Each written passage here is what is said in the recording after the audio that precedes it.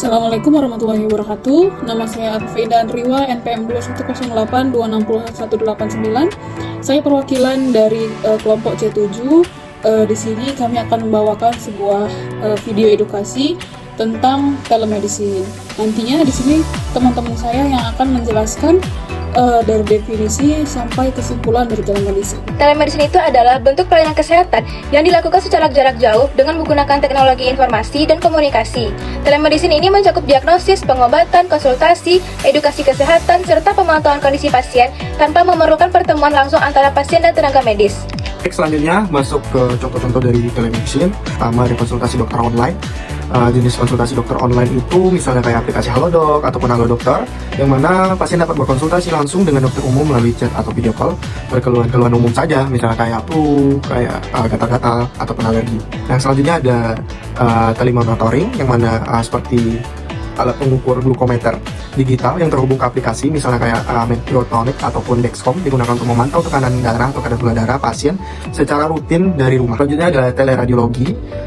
Misal contohnya itu kayak layanan Teleradiologi Indonesia, TRI, yang mana itu nanti bakalan dikirim gambar X-ray, MRI, ataupun CT scan, sehingga spesialis radiologinya akan menganalisis. Pada pemanfaatan telemedicine ini sendiri mencakup manfaat pada peningkatan akses perawatan, pemanfaatan pada waktu dan juga penghematan biaya, lalu ketepatan waktu dan juga perawatan, lalu peningkatan kepuasan dan keterlibatan pasien. Pada aksesnya ini, karena si pasiennya ini lebih cenderung pada gadget, untuk ketepatan waktunya ini karena si pasiennya itu tidak ada waktu nunggunya, terus dokternya juga sudah diasosiasikan untuk memilih pasiennya. Lalu juga untuk peningkatan kepuasannya ini karena si pasiennya ini adanya komunikasi kepuasannya antar pasien dan juga dokternya ini ada lebih mudah. Dan untuk peningkatan dan permintaan pada hemat biaya ini karena si pasiennya nggak perlu menempuh ke rumah sakit dan juga biayanya layanan itu cenderung lebih murah. Di sini saya akan menjelaskan tentang aspek hukum telemedicine. Yang pertama adalah setiap pasien berhak menerima atau menolak sebagian atau seluruh tindakan atas tindakan pertolongan yang akan diberikan kepadanya. Pasal 56 ayat 1 Undang-Undang Nomor 36 Tahun 2009 tentang kesehatan. Setiap orang berhak atas rahasia kondisi kesehatan pribadinya. Pasal 57 ayat 1 Nomor Undang-Undang Nomor 36 Tahun 2009 tentang kesehatan. Yang ketiga, pasal 15 ayat 1 Undang-Undang Nomor 11 Tahun 2008 tentang informasi dan transaksi elektronik. Yang nomor 4 Undang-Undang Nomor 17 Tahun 2023 tentang kesehatan dan Peraturan Menteri Kesehatan Nomor 20 Tahun 2019 tentang penyelenggaraan pelayanan telemedis antar fasilitas pelayanan kesehatan. Saya akan membahas tentang bioetika dari telemedicine. Seperti yang kita tahu, telemedicine atau layanan kesehatan jarak jauh telah menjadi solusi penting dalam memberikan akses ke layanan kesehatan, terutama di era digital ini. Namun penting untuk memahami bahwa penggunaan telemedicine juga membawa tantangan bioetika yang perlu kita perhatikan. Jadi untuk bioetika yang pertama itu adalah privasi dan kerahasiaan. Dalam telemedicine, data kesehatan pasien dikirim dan disimpan secara elektronik. Oleh karena itu, sangat penting untuk memastikan bahwa informasi ini dilindungi dengan baik agar tidak jatuh ke tangan yang tidak berwenang. Pelanggaran privasi juga dapat mengakibatkan dampak serius bagi pasien. Untuk yang kedua, kita harus mempertimbangkan informed consent. Pasien harus diberikan informasi yang jelas mengenai prosedur, risiko, dan manfaat dari konsultasi jarak jauh. Mereka harus memahami sepenuhnya sebelum memberikan persetujuan untuk melakukan perawatan. Ini adalah bagian yang penting dari etika medis yang harus selalu dijunjung tinggi. Untuk yang selanjutnya, aspek lain yang harus diperhatikan adalah aksesibilitas. Meskipun telemedicine menawarkan kemudahan, tidak semua individu memiliki akses yang sama terhadap teknologi yang digunakan atau diperlukan. Oleh karena itu, kita harus berupaya untuk memastikan bahwa layanan ini dapat diakses oleh semua lapisan masyarakat, termasuk mereka yang tinggal di daerah terpencil ataupun kurang beruntung. Selain manfaat yang didapatkan dari penggunaan telemedicine, tentu ada kekurangannya. Pertama, pemeriksaan fisik tidak mungkin dilakukan, sehingga dapat menyebabkan efektivitas dari diagnosis menjadi berkurang karena beberapa penyakit membutuhkan pemeriksaan fisik.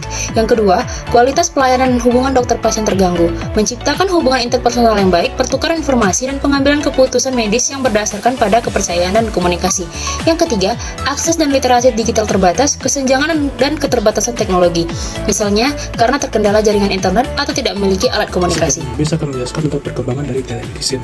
Nah, telemedicine ini pertama kali muncul atau secara tidak sengaja muncul pada abad ke-20, lebih tepatnya pada tahun 1920-an. Kemudian, mulai pada tahun 1990-an sampai 2000-an, mulai digunakan internet. Nah, selain internet digunakan secara umum, internet dapat digunakan juga sebagai tempat media berbagi video-video seperti video edukasi untuk pengobatan. Kemudian, tak lama kemudian pada tahun 2019, dunia terjadi suatu wabah yaitu COVID-19, yang mana mempercepat dan memperkuat dari progresivitas dari perkembangan telemedicine, dikarenakan keterbatasan dalam pertemuan tatap muka, baik antara orang lain, antara orang dan orang, terutama antara pasien dan 81 dokter. akan menjelaskan mengenai kesimpulan.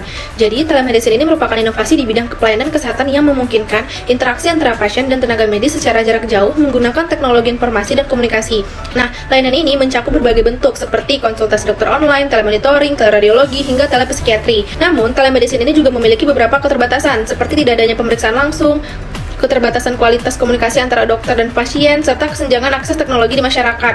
Nah, meski begitu, manfaat telemedicine tetap signifikan, terutama dalam situasi darurat seperti pandemi COVID-19, di mana layanan kesehatan jarak jauh menjadi alternatif utama. Dari aspek hukum dan bioetika, telemedicine menuntut perlindungan privasi pasien, pemberian informed consent, dan jaminan kualitas layanan agar tetap sesuai standar medis. Dengan pengembangan teknologi seperti kecerdasan buatan dan perangkat wearable, telemedicine diharapkan terus beradaptasi untuk memenuhi kebutuhan kesehatan masyarakat secara lebih luas dan merata. Sekian dari video kelompok kami. Mohon maaf jika masih banyak kekurangan informasi dari video ini. Video edukasi ini bertujuan untuk memberikan wawasan lebih luas lagi terhadap orang yang masih belum tahu terhadap telemedicine. Sekian dari saya. Assalamualaikum warahmatullahi wabarakatuh.